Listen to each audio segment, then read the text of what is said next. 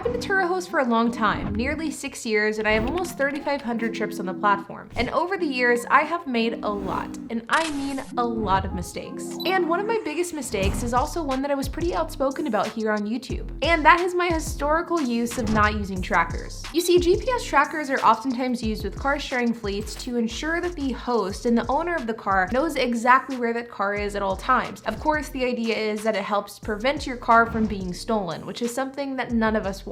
And stupidly enough, over the first 4 years of me having a Turo fleet, I was pretty adamantly against using trackers with my own fleet because I couldn't justify the cost given the fact that I rented out low-end economy cars. In fact, I made a number of videos talking about this and talking about why I made the choice not to use them and why I felt as though at the time, if you were a Turo host that didn't want to make that investment, you absolutely didn't have to. And this was something that you guys, the viewers, gave me a lot of flack for, and rightfully so, because I was completely wrong. Well, about a year ago, I added trackers to all of my vehicles, and I can tell you sitting here today, after a year of running trackers in my cars, it is one of the best decisions that I made with my fleet. And not having trackers for over 4 years was one of the biggest mistakes that I made whenever I was operating my fleet previously. And now as we see here today, all of my Turo cars have one-step GPS trackers installed. My camper van has a bouncy tracker because it's one that I just had lying around, and my get-around vehicles have the get-around system installed into them. If you want to check out One-Step GPS, I do have a link to their product down in the description below. And while there are a ton of benefits to having trackers in your cars, I have found that there are 3 big reasons why I believe every car sharing host should have trackers in their vehicles. And today I'm going to be breaking these down. First off is obviously the ability to see where your cars are at all times. This is something that is a huge benefit, and to be honest, it's something that I definitely underestimated before I got trackers installed. I had always had the mindset that out of sight, out of mind. If my cars are on a rental, I simply don't care where they are or what my guest is doing with my vehicles. And while this mindset still remains true today, there are a lot of times where I actually do want to know what is going on with my car and where it's located. One example could be if a guest has said that something is wrong with a car. I like to be able to see what they're doing, where they're going, and what circumstance this issue occurred with the vehicle that they're driving. While this doesn't happen a ton, it absolutely does occur occasionally, and it's always great to have the trackers whenever that type of issue does arise. But another huge benefit is to simply see when the cars get returned to my location. Before I had trackers, I would have to drive down to my lot, see if the car had been returned. If it hadn't been returned, I would have to go back home, then I would come back a half hour later, and I would basically repeat that process until the car got returned. Today, I can simply pull up my phone or my computer, and I can see exactly where my car is located. And I can see that it has in fact been returned before HP or I head down to the lot in order to check it in and clean it. I really value my time, and the ability to eliminate these quick 2 to 3 minute trips back and forth from my house to my lot is a huge plus, and that is something that is 100% possible because of the trackers that I use in my cars. On a similar issue is whenever a guest refuses to return one of my cars, which happens more often than you would think. There are a lot of instances where a guest simply overstays their welcome. They keep their car either a few hours late or in some extreme cases a few days late, and to be able to quickly know exactly where that car is located is something that not only provides me a ton of value, but a huge peace of mind. And this is something that makes trackers extremely worth it. Before HP and I had trackers, if one of our cars was not returned and a guest kept it for 2 or 3 days past the time they were supposed to return it, typically what we would have to do is look at the address that was on their license, cross our fingers, and hope that the address was still accurate. We would drive down to the address if it was close enough, and we would simply see if the car was there. Spoiler alert, most of the time it wasn't, but sometimes it was. This made it so there were some instances where a car didn't get returned for 3, 4, 5 days because of the fact that the guest was unresponsive and we simply didn't know where the car was located. Fortunately for us, we never ran into an issue where we weren't able to retrieve the car, but that was extremely risky, and it's a risk that I'm not interested in taking any longer. Today, with trackers incorporated in our Turo fleet, if a car has not been returned after 24 hours, then we can simply contact Turo and they'll actually send a tow truck to the location that the car is at, and the car will be towed back to our location. Or alternatively, we can actually go pick up the car ourselves. The trackers takes the guesswork out of the equation, which is a huge, huge win. Another big benefit that I don't oftentimes see talked about in the context of car sharing is being able to protect yourself from false claims on behalf of the guest. Now, one thing that trackers can oftentimes do for you as the host is not only provide you information as to where the car is and where the guest is going with the car, but it can also, of course, provide you historical data as well, so you can see where the guest has been, what they've been up to. Oftentimes, trackers can also give you data regarding check engine lights and battery voltage. There's a lot of value there that you as the host and the vehicle owner will absolutely need at some point in time. Now, HP and I typically do not tell guests that there are trackers in the vehicles. This is something that isn't required, and we don't tell guests because we don't want them to rip out the trackers. But there were two recent examples of us having to actually tell the guest after the fact that we were actually able to track their movements the entire time that they had the car, and in both instances, the ability to have a tracker and have a record where the guest had been was a huge benefit. HP and I had a guest who rented our Honda Civic a couple of weeks ago. The guest was late returning the car, and as a result, we actually had to move another guest who was supposed to take that same car. We had to move her into a different vehicle, which is a huge inconvenience for everyone involved. I messaged the guest and told him, hey, what's your ETA? The car is late. Please be aware that you will be charged a late fee and additional use fee. The guest didn't respond to the message for a few hours, and once he finally did respond, he had stated that the battery on this car had actually died, and that's why he was so late returning the car. He also said that he wasn't able to fill up the car with gas because of the fact that the battery had died, and he was worried about putting the car in park and turning off the car for fear that the car wouldn't start back up. Now, I felt like this guest just simply wasn't being truthful, so I was able to pull up the data from the tracker with this car, and we were not only able to see that the voltage of this car never went down and never needed to be jumped off, but we were also able to see that this guest had been driving around Dallas all morning long and had no issues parking the car dozens of times throughout the day. So we ended up telling this guest that we did in fact have the tracker in the car. We were able to see exactly what he was doing, and we knew he was lying. And the guest ended up giving us a 1-star review, but we were able to submit this information to Turo. They not only took down his 1-star review, but they also gave us the late fee and additional use fee that I had requested. This was a big win all the way around, and it prevented us from having our car unlisted because of maintenance issues. It prevented us from getting a 1-star review, and we were able to file the late fee as intended. Another example of this was about a month ago, where a guest had kept our car over 24 hours past the time it was supposed to be returned. We had messaged him, called him, and finally I told him, hey, we're approaching the 24-hour mark on this vehicle. If this car is not returned, I will be contacting the local police. The guest almost immediately responded and said, hey, I'm going to be returning the car, but I'm 2 hours away at work. I won't be able to return the car for 3 hours at least. At that point, I looked at the tracker. I saw that he was actually 15 minutes away in a neighboring city, and I told the guest at that point in time, hey, I know your exact location. You're about 15 minutes away. This car needs to be returned in 20 minutes or I'm going to be contacting authorities. Almost immediately, I could see on the tracker that the car was turned on, and he made his way to my location within about 20 minutes. In both of these instances with both of these guests, not only were we able to get our money back for the improper return fee and additional use fee, but we were also able to avoid any issues because of false claims made by the guest, because we were able to prove that these claims are simply not true.